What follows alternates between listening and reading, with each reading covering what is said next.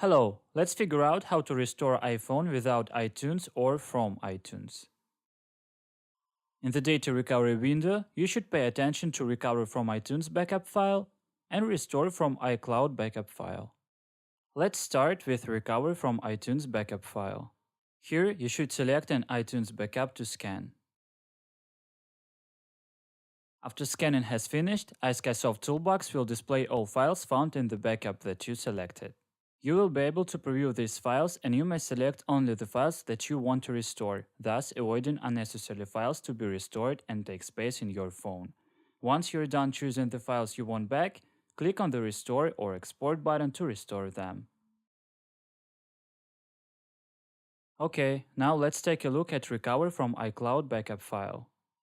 Log in your iCloud account. When you're in, choose the backup file you'd like to restore and click Download to get it to your computer. After it, click Next button in the pop-up window to extract the downloaded backup file. Once the scan is over, you can preview the data in detail one by one. Choose the one you'd like to restore and click Export or Restore to save it. Thanks for watching. Now you know how to restore iPhone without iTunes or from iTunes.